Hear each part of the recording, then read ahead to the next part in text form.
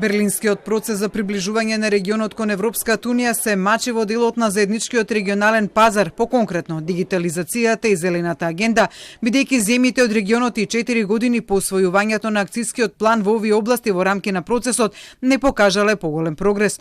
Ова го покажала анализата за нивото на имплементацијата спроведено од Институтот за демократија, според која најголемо достигнување е слободниот роаминг за земјите од Западниот Балкан. Во регионот дигиталното поврзување и инфраструктурата се завршени, но не достига дигиталните вештини кај луѓето, а регионот е слаб и во делот на сајбер безбедност, така и јавната администрација. Македонија не отскокнува од регионалниот просек.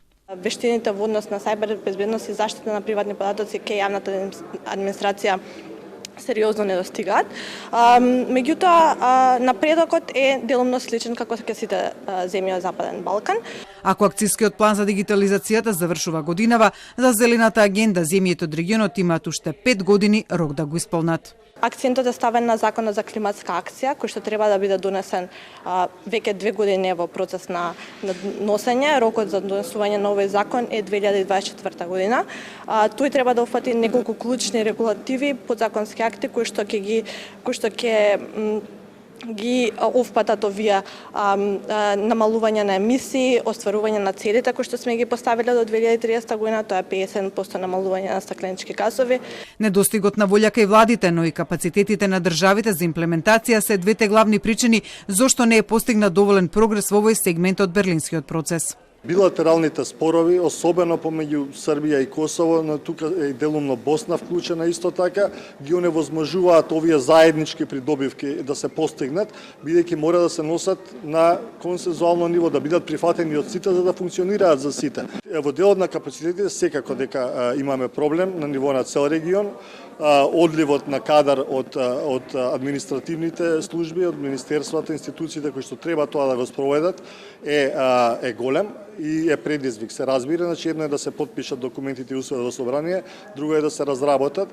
Резултатите од истражувањето денеска беа представени пред пратениците во собранието во рамки на иницијативата и тие преку своите надлежности да го забрзат спроведувањето на преземените обврски од страна на владите во рамки на берлинскиот процес, пред се со носење на потребните закони и надзорната улога која имаат. Координаторите на пратеничките групи на ВМРО ДПМН, ЗНАМ и ДУИ дадоа целосна поддршка на иницијативата, собранието да биде вклучено во забрзувањето на процесот, но има и свои забелешки.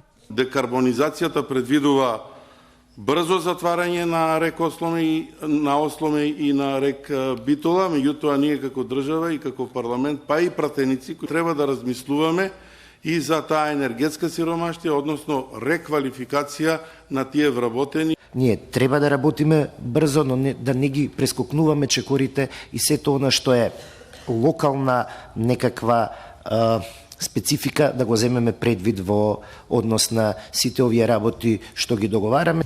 Тој дел каде што истакнавте дека парламентот треба да е еден коректор. Нормално од почетокот се гледа една тенденција парламентот да е во целосна служба на владата, што мислиме дека тој пристап треба да се промени. Годинава се навршуваат 10 години од берлинскиот процес, зашто во октомври домаќин на процесот ќе биде токму Германија, каде во Бундестагот ќе се одржи настан посветен токму на улогата на собранијата во процесот.